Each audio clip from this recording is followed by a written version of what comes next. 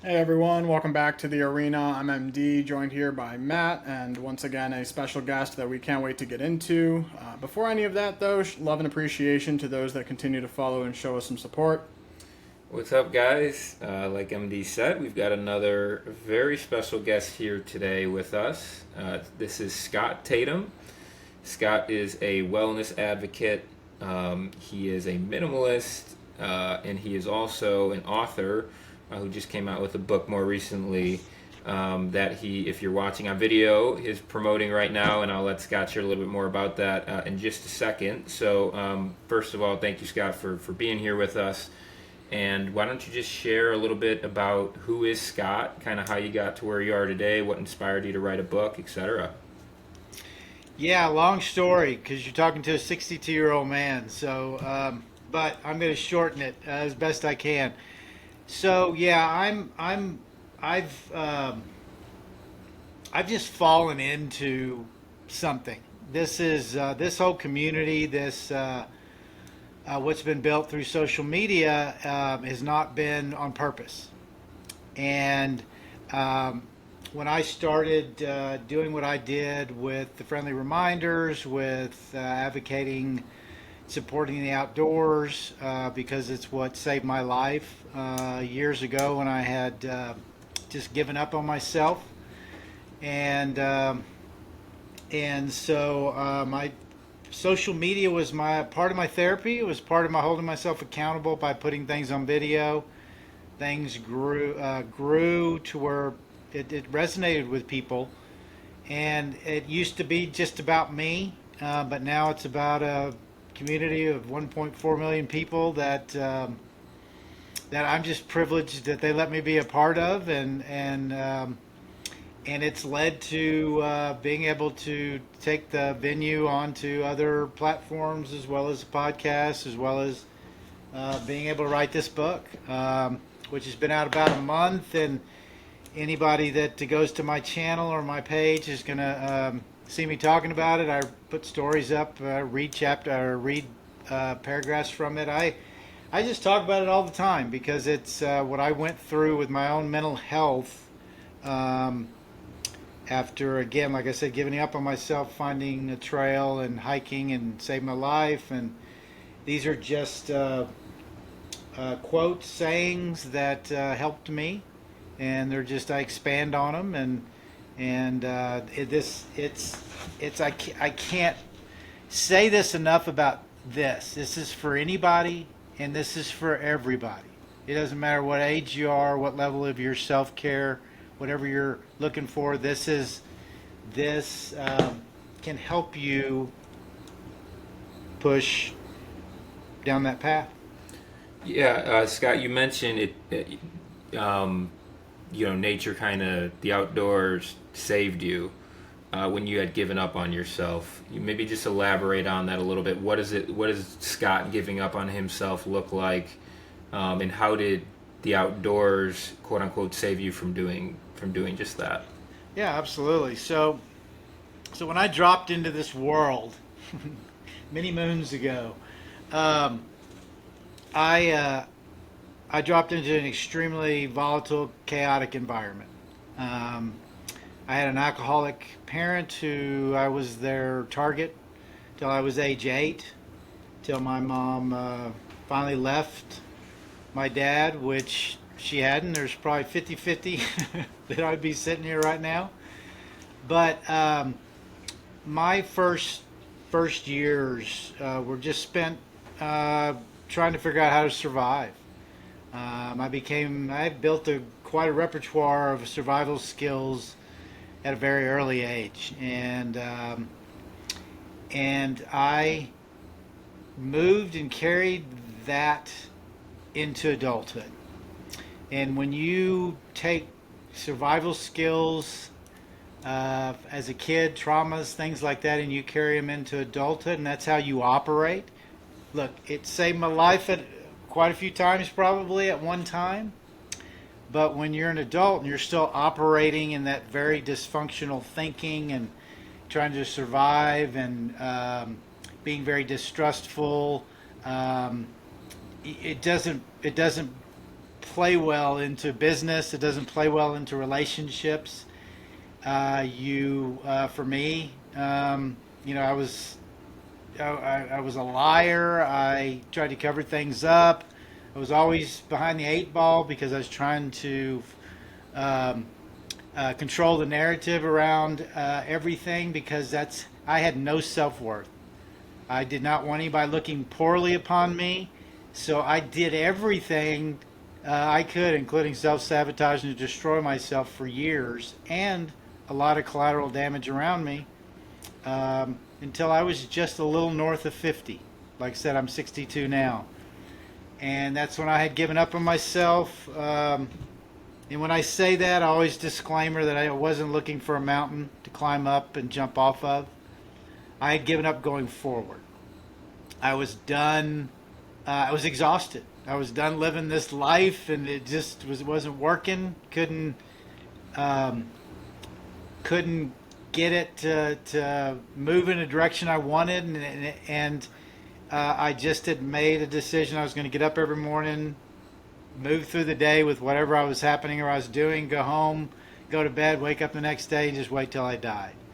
So that's when I was out running around one day and driving around, and I was feeling very much in victim mentality and feeling sorry for myself and blaming everybody else in the world and my past on where I was at. And I just by happenstance stumbled across a trail, and I saw the big board. It shows all the the trail around this lake and all that. And so I just started walking, and there just something happened, and I never stopped. Here I am, 12 years later or whatever. Yeah, so like talk a little bit more about that. What does nature mean to you? What does it do for you? Because for me personally, like I become very connected to self-care stuff, as meditating, journaling, exercise, of course. But the one part of me that I think I'm still trying to improve my relationship with is nature, and like really connecting with nature. So I'm just curious for you, like what is your relationship with nature? Where did it start? How has it evolved? Sure. Yeah, it started on that trail. I walked for hours, and so what ended up, the best way I can explain it, it's not, there's a lot of things I remember about it and a lot of things that don't. I tell everybody I don't believe there was some, I was touched at that moment or something like that happened to me.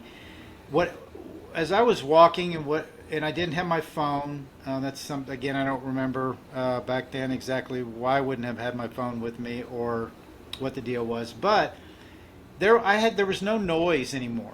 I'd gotten down the trail a little bit. I started getting into almost a meditative state by just walking. I was just hearing my footsteps. I no longer heard the road anymore. I no longer heard any of that noise of society of any way in my head. It was the wind through the trees. It was the lake, the waves. It was, again, me walking. So it was all of that. And what ended up happening is I've been dealing with all these demons in my head, all these thoughts that were placed into me, by as we're growing up, by whoever, in my case, mostly my dad. And just all of these thoughts that were just constantly what drove my decisions. So once everything did shut off and all I could hear was that out there, there was a problem at the beginning because those things got really loud. Those demons, I think I look at it as an opportunity they took to just get really loud in my head. And now, but here's the thing that happened with that. When you get into a victim mode and you're blaming everybody in the world, no matter what's happened, on anything that doesn't go right for you, you don't think about these things that are happening to me right now on this trail. And what I'm getting to is, I started hearing these demons, and they started turning into these voices of where they actually were coming from. all these things that were being said to me were now in my dad's voice. It was all of this almost like it just peeled away this piece that said, ah, this was put into my head. This was not, it's just not, there's not something wrong with me. There's not, I'm not possessed, or I'm not, I'm just, this is my dad. And of course, all the other, whatever information I had, I just started recognizing where it was coming from. So I started to feel like I was getting an understanding of how I just lived these 50 years. Other than blaming, I started realizing, things have happened. I just started looking at it a little differently. Would you compare it? Would you compare it to surrendering or acceptance of, the reality, your reality? Am I on the right track here? Yeah, you are. I think that, again, when you absolutely, I think that's a part of it. Is, again, what happens is when you grasp when at such a young age. Again, you have to understand. I don't think I had an ounce of any self-worth until not only after being north of 50 when all this started and giving up on myself. It was still a couple of years after that of doing all this hard-ass work before I finally started, feeling worthy. So when you're stuck there, and then you get into something happening, like you just said, yeah, absolutely. Did something trigger? Did something, some realization happen? Some accepting of, absolutely. I think there was a lot of things. I wish I could go back to those hours, that half a day, whatever it was, and really, really tap it, But there's a lot of things that aren't clear about it. I think I did get in. It was the first time I got into a meditative state.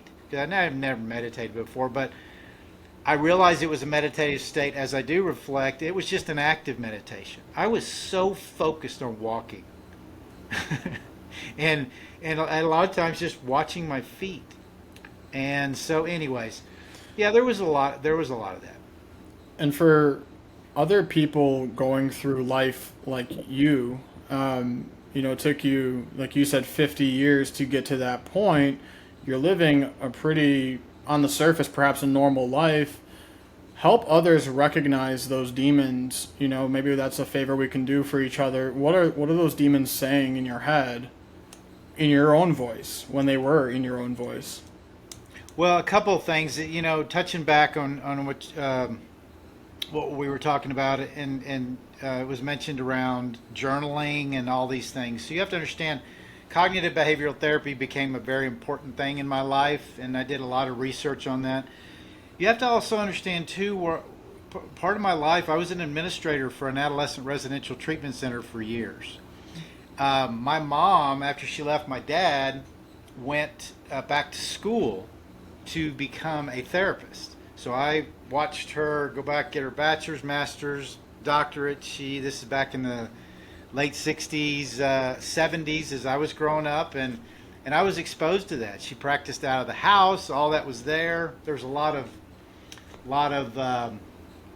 unethical, inappropriate things that I was exposed to, but the 70s was a different time. That's not excusing it, but all these people that were in her therapy world became our friends. So it was a very kind of a weird kind of thing happening in our house and my life back then. But my point being is, I had all this information in my head about what perhaps you should do if you felt the way I did, or how you should handle it, or how you should address it. The reason I bring that back up and rewind that a little bit is that the point is, that is how damaged and how stuck I was. I could sit down and talk to someone just like me that was going through just like what I did, same age, whatever, and I could literally help them move forward and break through and do those things. I just could not turn that on myself. Still am working on trying to understand a little bit of that, but so the voices in my head are ferocious. Were ferocious, and they still are sometimes. But it's with the things I can tell you that I utilize now. They're very much under my control. They don't control me anymore. But my anxiety, my things were in the mornings because again, I lived my whole life trying to be someone I wasn't and trying to maintain that, even as a teenager and as a kid. And the only way to do that was to control it. And the only way to try to control it was to try to always protect any being exposed. And that was never, again, never asking for help. Learned it as a kid. I'd never asked for help. I was that guy if you walked by on the street and there was a big giant puddle of the worst, nastiest mud or whatever it was, and I was laying in it. And you walked up and said, hey, and held your hand out and said, hey man, let me help you out of there. I would be literally in that, wallowing around saying, no, I'm good. It's all Which good. is interesting because you were helping other people, right? Yes. Mm-hmm. So it's, yeah. Yeah, you have to understand too that I don't know if you guys ever been much around the helping field or in the helping field, but most people that are in the helping field, and I don't use that loosely, but most people are damaged. Most people in the helping field are coming from, something maybe a little bit more harsher in what they dealt with than most. That's why they're getting into it. So there was a lot of that. The exposure. My mom was a wonderful woman in a lot of ways, but again, there was just it was different. There's a lot of stories in there, but to try to stay on focus and address these things. So these voices were just very aggressive. The voices were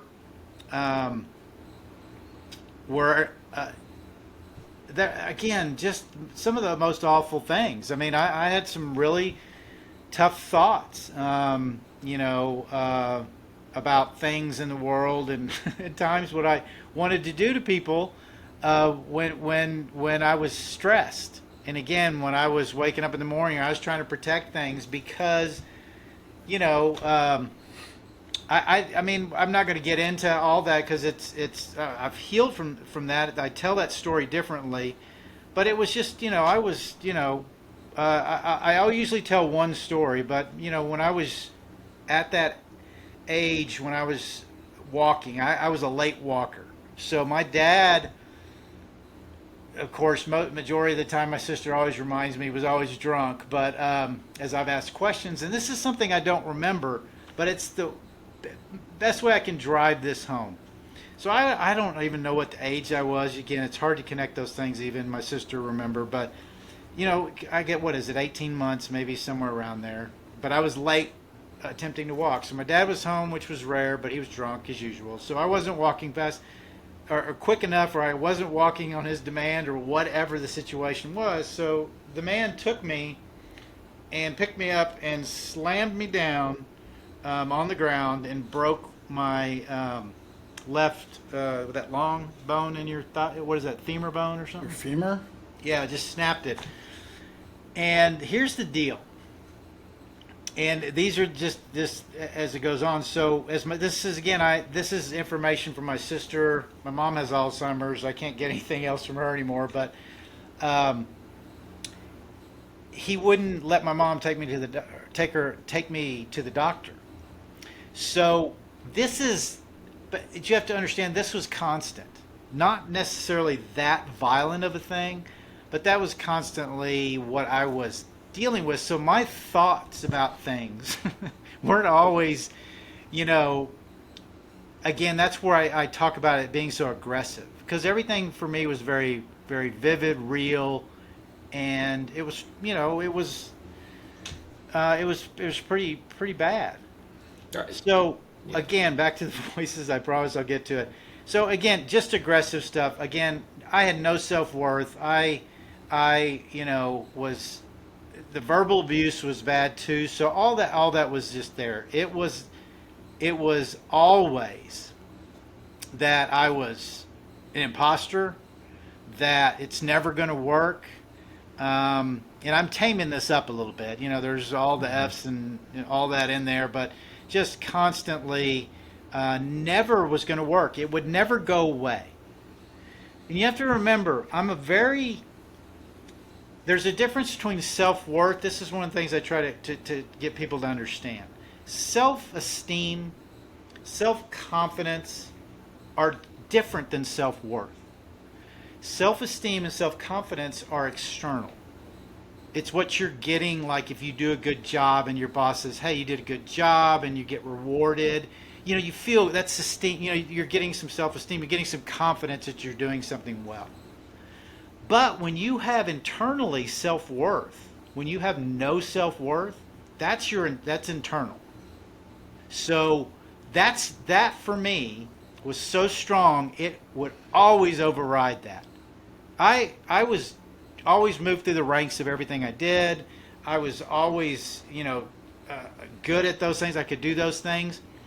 But if I was about to reach something, if I was about to hit a goal or a pinnacle or whatever, subconsciously or sometimes just fuck this shit, I'd screw it up.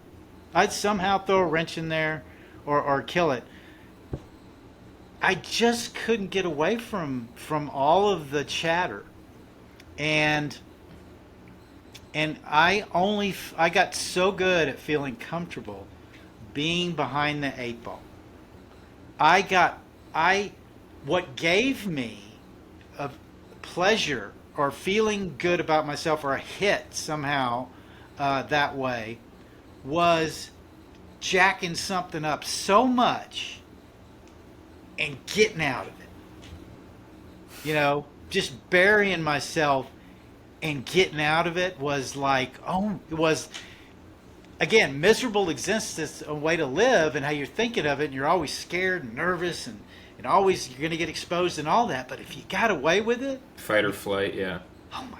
But if you got away with it, it was just like, So there's good things in that if you just hang on to the right things. Like there's not anything I tell my boys all the time. I said, and they know, there's not. It doesn't matter what you put in front of me. It doesn't scare me. I'll figure it out. I'll get through it. I just don't. It's different now. So Yeah, Scott. Let me ask you on that. So, what are your thoughts? What are the thoughts now?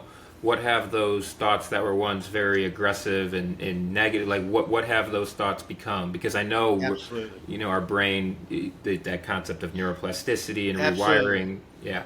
Yeah, and that's a great question. So this is what ties all this together. So cognitive behavioral therapy, again, big deal for me. And again, this is part of what I learned in cognitive behavioral therapy that was journaling. You'll never not find me with multiple journals around. I cannot not have them. But what they did for me was not only getting things out of my head, getting when I was, getting anxious, whatever was happening, getting it out of my head on paper. But then was learning how to start connecting the dots. After dumping things out because I just got really anxious or got up in the morning, whatever was going on, I had a list of things that I would go through. And it would be, okay, where am I? Who did I just talk to? What did I just eat? What's the weather outside? Where am I? Just all these things to where eventually I started understanding what was triggering, what was, a more anxiety moment, and once, just like you guys, probably know now, is if you can't fix something, if you don't know what it is or where it's coming from. So it was huge for me, the journaling, starting to connect the dots and being able to go, like I said, back into the past, jumping back there and going, understanding it's where it came from and going, well, this is over. This doesn't mean anything. My dad's freaking been dead 20 years. It's over. Let's move forward. So here's the next piece. The voices. Cognitive behavioral therapy got me turned on to thought pattern interruption. Okay, I do it 400 to 500 times a day. It's just constant. But this is where the whole self-care savage mentality comes in. Again, I'm not that guy that's going to respond to pats on the back, pats, on the knee and say, oh, you're doing a good job, or let's go talk about this and sit around and, try to work this out. That never worked for me, and so I needed to crush this stuff. I was getting really strong. I was getting stronger, feeling better, feeling like I could get through this stuff. Had some techniques I could use now, and I was just, in a different place. But these voices, I still wake up every damn morning, and it would take me sometimes hours to move on with the day. This is how important it was to me. I would work on things for hours. I would read, I would journal, I would go through progressions. I did my, stretching, I'd hike, whatever it is, the non-negotiables every day, and just pound on them until I got my head right. Until I could be better for myself that day, which in turn would always make me better for other people. That's the self-care savage thing. Because everybody pushes back so hard, I had to throw that in there. You can't be better for others if you're not better for yourself. Now, the thought pattern interruption. So here's the last thing about it. Here's how it is for me now that has brought me into a place that I can kill any thought that comes into my head relatively quickly, within minutes. So, have you ever seen the movie 300? Yes. Okay. So, Been a while. badass freaking movie.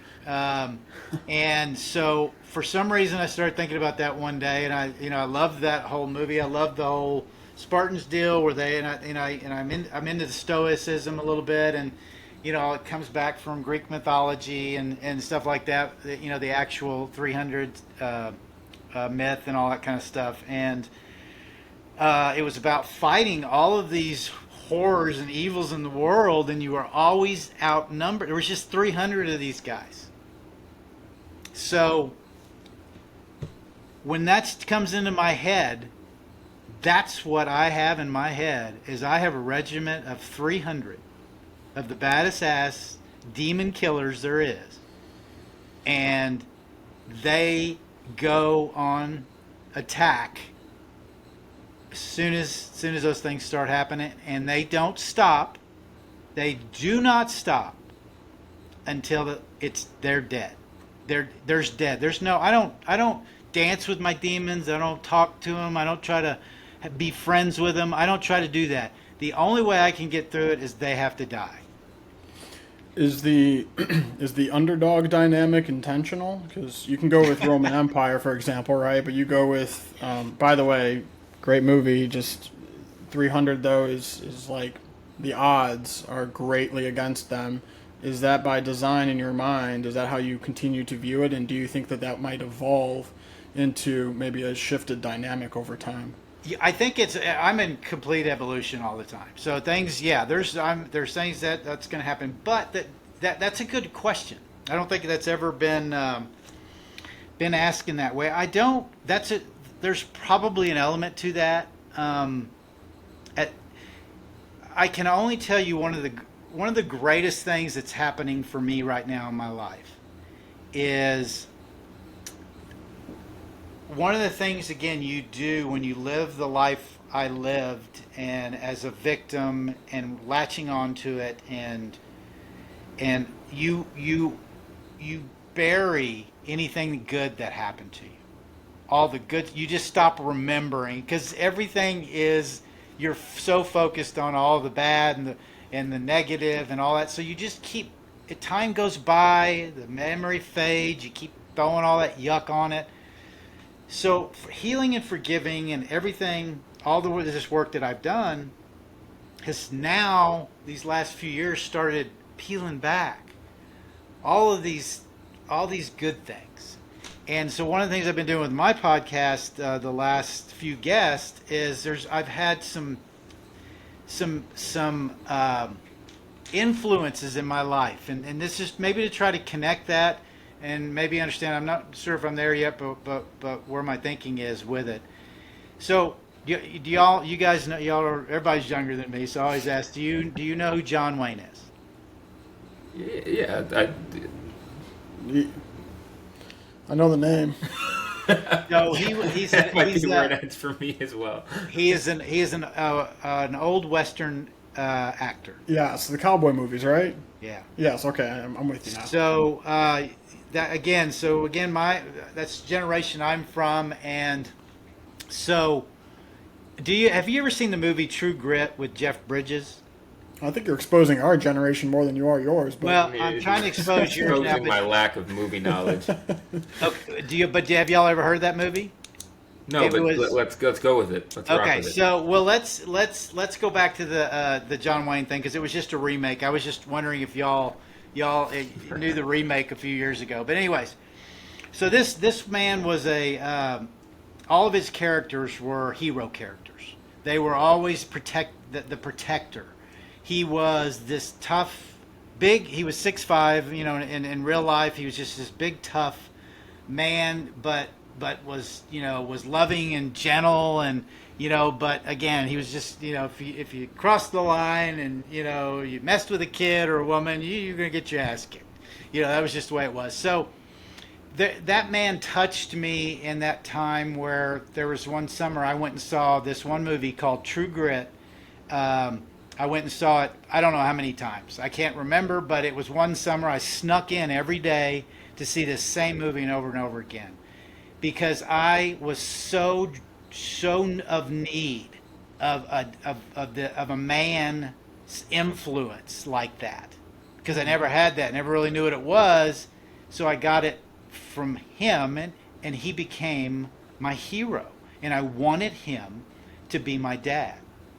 So I know sometimes my stories take a minute, but now this goes back to your question. So, and what I was saying about my podcast. So I've been reaching out to these individuals' families, and I had his son on my podcast a few weeks ago, Ethan Wayne, and he's the head of the John Wayne Foundation. If y'all look it up, you'll see it's a pretty big deal. John Wayne Foundation, and also he died of cancer, so he's got the John Wayne Cancer Foundation. And so anyways, had him on my podcast because I wanted, this is part of my continue to heal, is to give back and draw attention to, in any way I can, to these influences that I had, that now I'm starting to remember got me through these little pockets of the chaos in my life.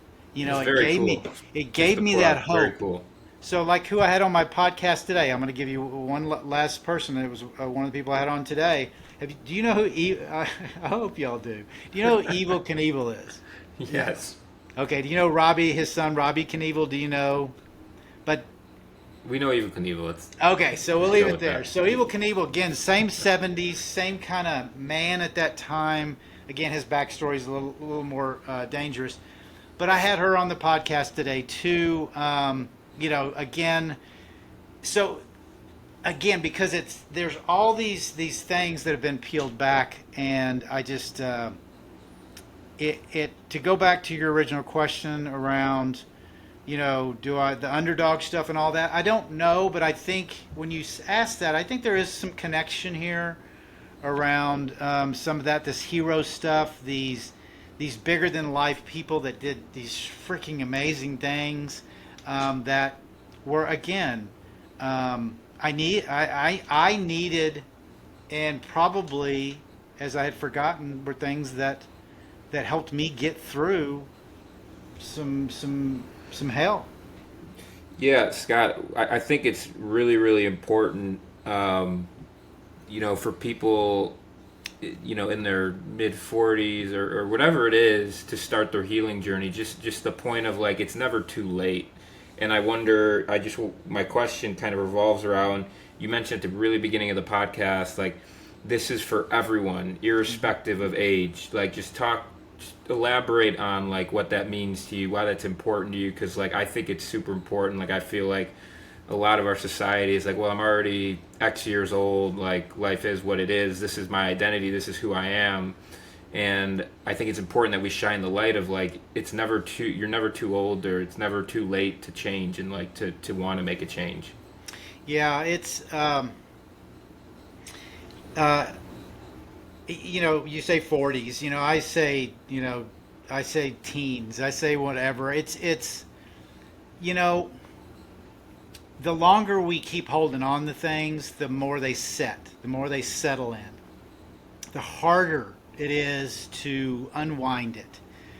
I only say that because I've just been on this earth this long, and I just know my own story, and I know that even as full of information as I had, like I just explained to you, having psychology background, um, it it just overtook me. I let it hang on to me, and I was good when you're a survivor, and a lot of times you get good at a lot of this deflection and smoke and mirrors and all that, and that's what a lot of people happen. A lot of people with trauma and things like that, they're good liars. They're good at doing these things, and so sometimes it's hard to get through that. So I try to relate a lot of it to an addictive mindset as well.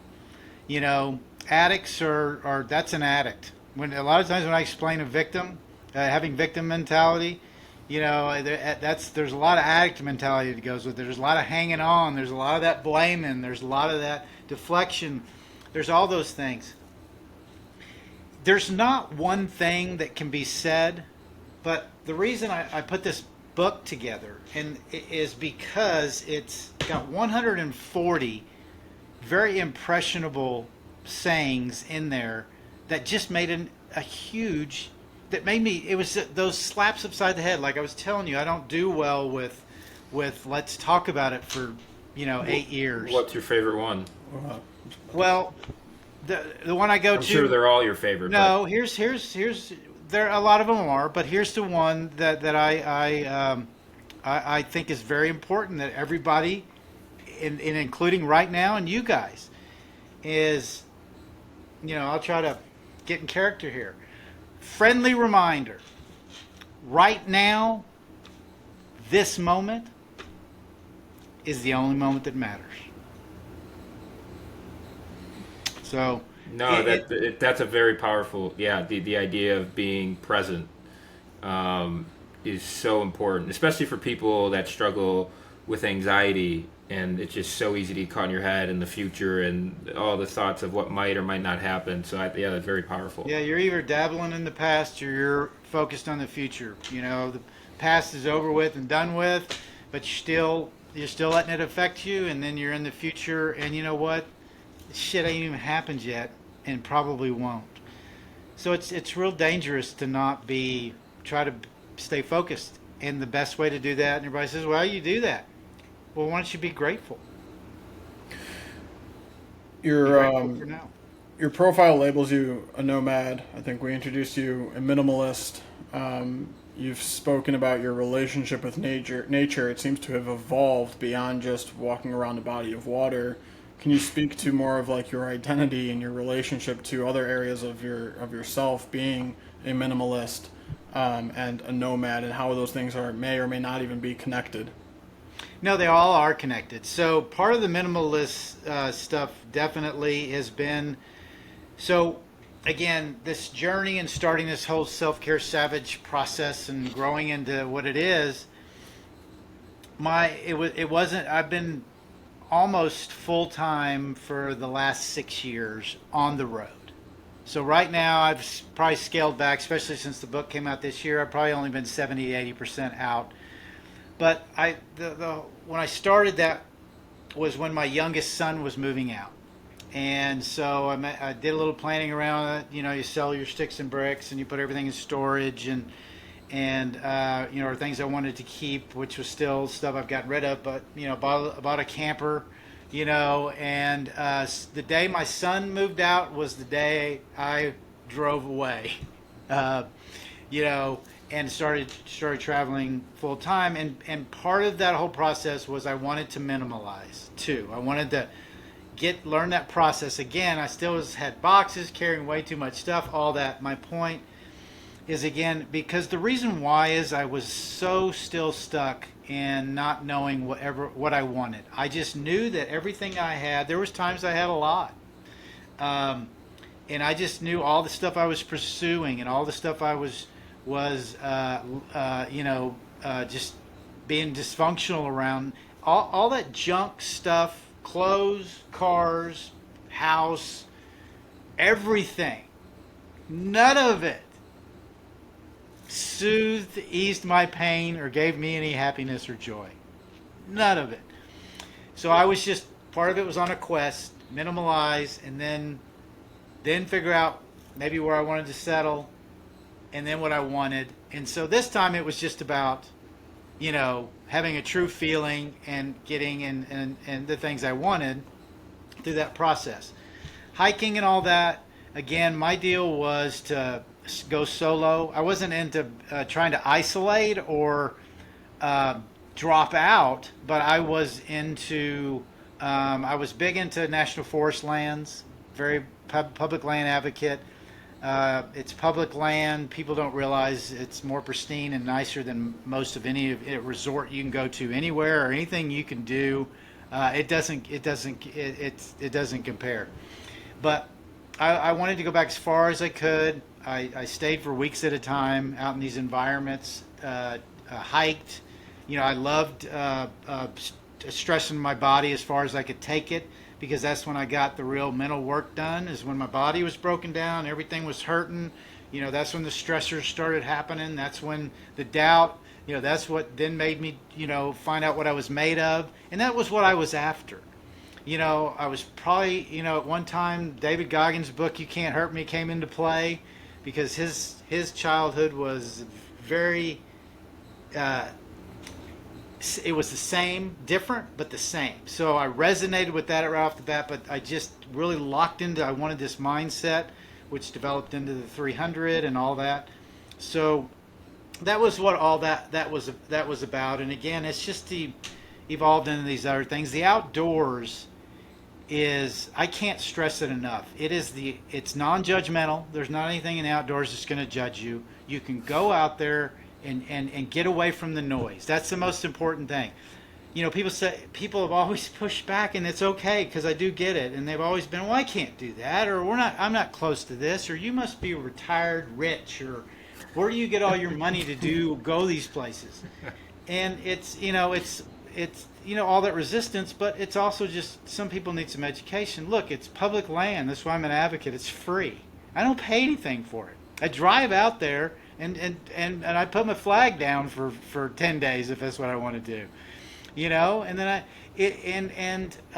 also you can take it baby steps, and you don't have to do it like me. Go find a park. Go, they talk about forest bathing now. I'm not into that. I like to move and hike, and I like the active meditation. I don't like looking at a tree for 2 hours and, trying to examine it. But people, that's good for people. So there's all kinds of ways to get this done. Mine is let's frickin' go.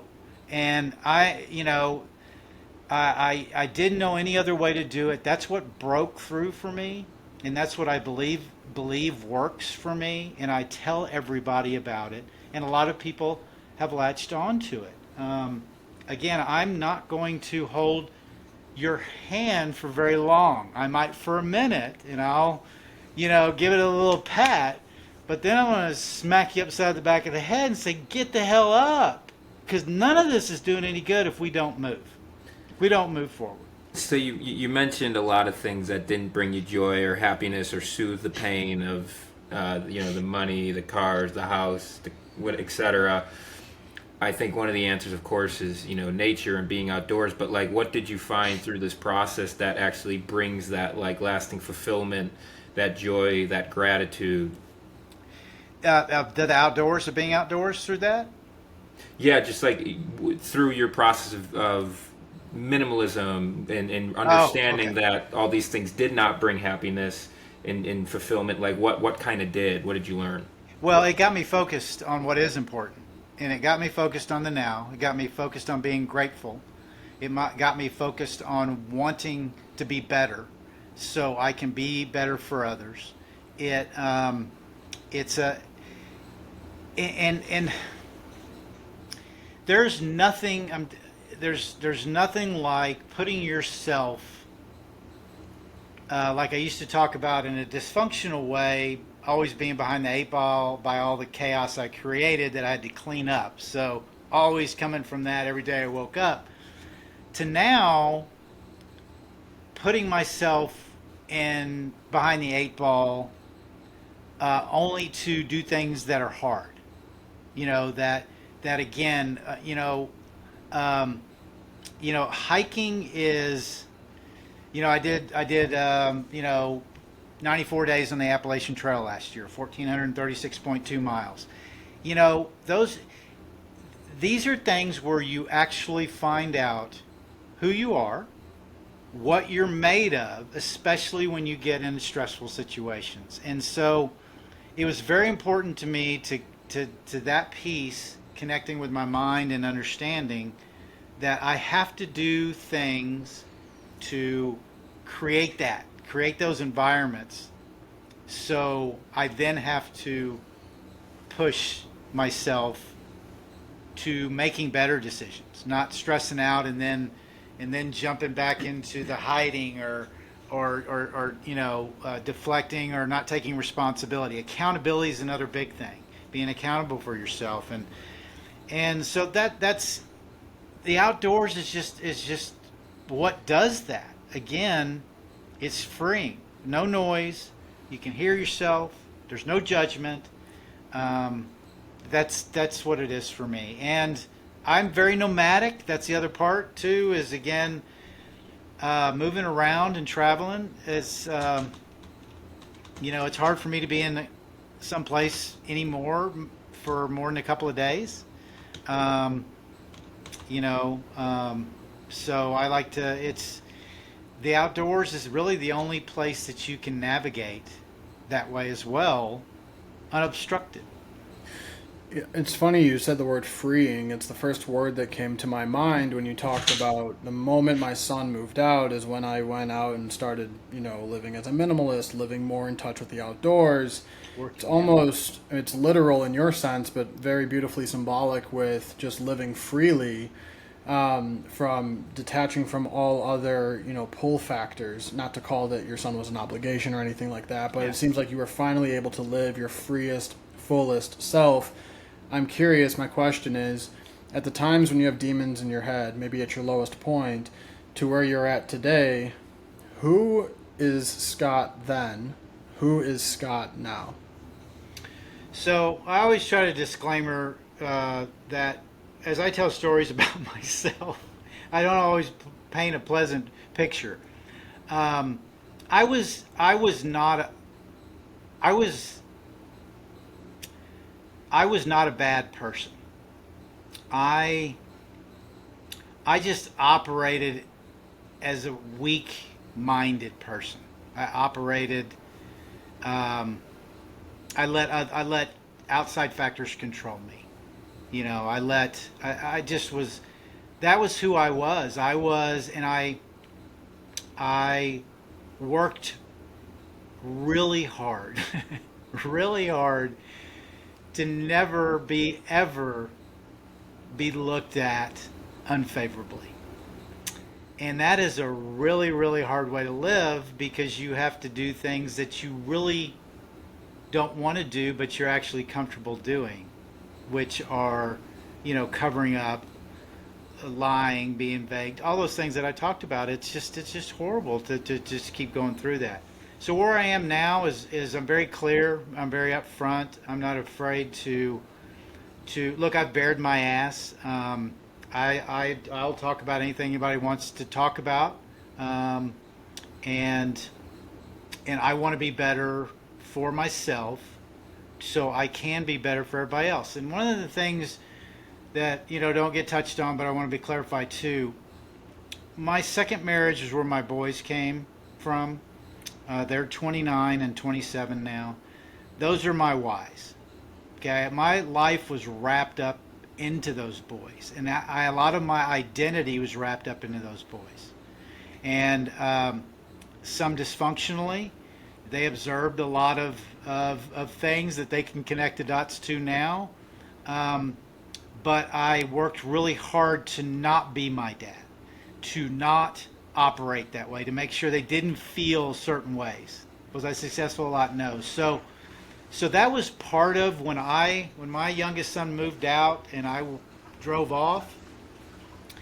I drove off crying my eyes out because that was it. That what my identity, I just drove away from the last piece of identity that I was still somewhat responsible for. And so that was a big, even though I was as far as I was in my own victim recovery, it was that was really, really hard to move past that. But that was all part of it was because I didn't know what my identity was. That's the whole part of talking about the money and nothing making me happy and living this way of just all these things. I wanted to, or I needed to get out of my environment, and I needed to go. Look, I didn't know what I was doing. You can go to YouTube right now or whenever y'all want to. You want to see a grown man, literally this was maybe now 5.5 years ago, whatever. You want to see a grown man sitting in his 16-foot camper crying his fucking eyes out, going, "I just made a mistake. I don't know what I'm doing. What do I?" That's still some of the things I was going through. I was still, but I was putting it on video, and that was part of my therapy. I wanted to not be able to get away with anything. I needed everything to be clear, clean, and hard, and that was putting myself out. Yeah, well, Scott, I just want to thank you and acknowledge your vulnerability. I think it's really important and for not only our listeners but for society. And I also like something that you've continuously said over and over on this recording, which is I wanted to work on myself so I could show up better for other people. And I feel like there's a lot of people out there where it's I don't want to work on myself. That's hard. Self-improvement's hard. But when you frame it as I want to do this so I can show up better for other people, I think it's that is very empowering, and someone that I do it because I enjoy it, but for someone maybe that's struggling to kind of take that step, do it not for yourself, just for yourself, but do it for others. We've got 3 rapid fire questions to wrap this thing up, and before we do that, Scott, I just want to say thank you for sharing your story, for coming on here, for sharing your wisdom, some very valuable lessons. The first question is, what is your favorite quote or the best piece of advice that you've ever been given? I mean, the best thing I've latched onto advice. I'm not sure exactly where it came from, but to never give up and never give in. Yep, I really like that. The next question is, if you could have dinner with anyone in the world, dead or alive, who would it be and why? Gosh, that's God, I have never been asked that. That is really, really good one. Who would I want to have dinner with? Boy, this is rapid fire. No, you can take a second. Well, I think I'm very much, the influences I've had are, within the last 10, 12 years that I would, I touched on some of the influences I had back then, and I think that, golly, there's a couple of people that really intrigue me because of their mindset and things like that. So I can just have one, right? Give us 2. If you got 2 that you're battling between, I want to hear them both. I think that there was a combination was certainly, I wouldn't mind, sitting down with David Goggins. I think he's I'd like to see it live. And there's also a guy that I've followed for years too. Y'all may know him. I think y'all probably do, but it's Cameron Haynes. Name sounds familiar. I think yeah. Well, he's a bow hunter, but he runs in that circle with Rogan and Goggins and Willick and those guys. He is you should look him up. His name's Cameron Haynes, and he's just an incredible mindset type person, and he's dealt with a lot of hate. I've watched him for years. Again, he's a bow hunter, but he's just he. All of these guys that I just mentioned, and the reason why is because people hate on them so much. But what they don't realize, and they're not getting, and they're not listening to her through all of that, moxie, machivo, whatever you want to call it. These guys, these are freaking men. They're not hearing that part. All of these guys want is for everybody to be better. Right. That is their whole message. It's not just, rush the hill and capture the enemy as fast as you can. It's just not about all that. It's like, these are things that will make you better. These are things that will help you. It will, and you know what? I'm a testament of that. I've listened to a lot more of that. I listen to a lot of other people too. But anyways. No, very thought out answer. Second question. Third question. The last question is just, we've kind of touched on this, but just what does Scott like to do in his free time, hobbies, that kind of thing? Well, the biggest thing for me is hiking. Again, just that whole the whole episode of the whole precursor, everything around it. I just love the gear, the putting the pack on and walking, and especially in new environments. So that's a huge thing to me. But what's really becoming a passion for me is spreading my message. So there's a lot of things I'm learning right now. So one of the things I'm learning right now that I'm pushing really hard, and this is actually what my profile says now. So I've left some in it, but I'm a nomad hiker, podcaster, author, and soon to be elite speaker. So I just want to get better now at all these things so I can get in front of more people. However, to talk about self-worth and how important it is and whatever I can contribute to get anybody of any age to go to work on themselves first.